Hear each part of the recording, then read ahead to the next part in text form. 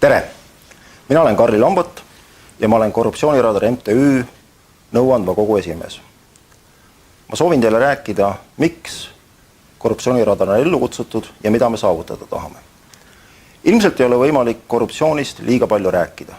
Tegemist on ühe varguse liigiga, mida iseloomustab tõsiasi, et mõlemad tehingu osapooled soovivad, et see peitkuritegu jääkski igaveseks saladuseks.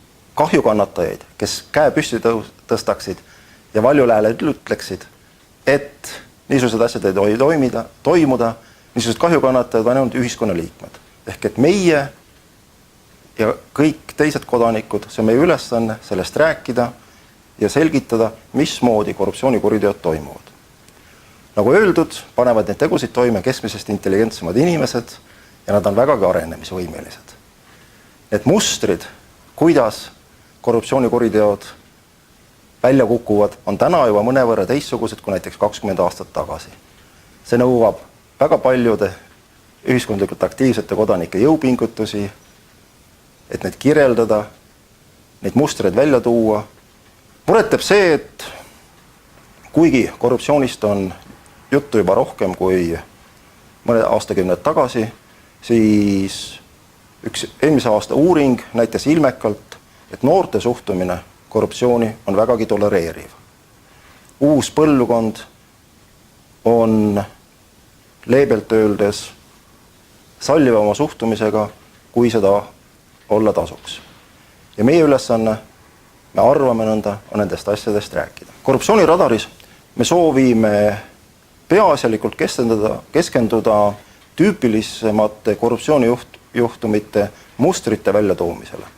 Me anname endale aru, et me ei ole uurimisorgan, meil puuduvad täiendavad volitused ja ainult avaliku teabe põhjal saame me teha oma uurimustööd ja järeldusi. Suure tõenäosusega keskendume me eeskätt poliitilisele korruptsioonile ja mulle endale tundub, et vähemalt alguses kõige rohkem sellele, mis on peidus kohalikes omavalitsustes. Avaliku teabe põhjal oleme me juba teinud mitu olulist uurimustööd ja tõenäoliselt need viljad on varsti näha. Oleme püüdnud, et korruptsiooniradar oleks poliitiliselt neutraalne ja kõikide erakondade suhtes ja teiste poliitiliste jõudude suhtes võrdselt kriitiline. Kas see meil õnnestub, seda näitab aeg. Korruptsioon lõhub ühiskonnas usaldust. Ilma piisava usalduseta ei saa ühiskond toimida ja niisugune ühiskond ei ole konkurentsivõimeline. Seega on meie kõigi huvides, et korruptsioonist räägitakse võimalikult palju.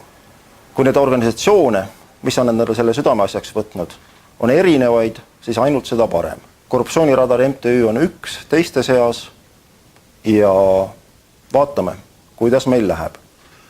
Loodame, et meie tahe ja julge peale hakkamine kannab häid vilju ja me oleme teie ees siin ka 5 ja 10 aasta pärast.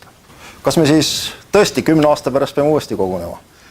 Kahjuks on korruptsiooniga nõnda, ja see on ka väga arenenud ja korralikes riikides, et seda laadi kuriteod ei kahu kuhugi. Küsimus on ainult korruptsiooni taseme määras, see, kuidas ühiskond seda tajub ja kuidas ta selle vastu võitleb.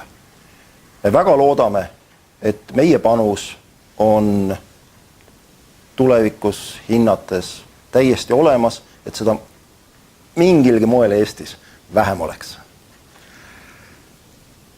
Vabaerakond on MTÜ Korruptsiooniradar ellukutsumise taga. Sellest kindlasti ei tasu teha saladust. Ja minu meelest on see väga tänuväärne initsiatiiv, et see noor erakond on niisugusel moel korruptsiooniga tegelemise ette võtnud. Me oleme püüdnud poliitilise neutraalsuse printsiipi igati jälgida.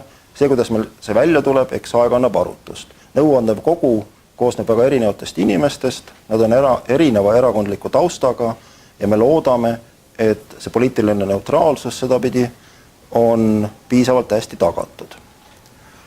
Teine asi on see, et korruptsiooniradari MTÜ peamine rahastaja praegu on Vabaerakond.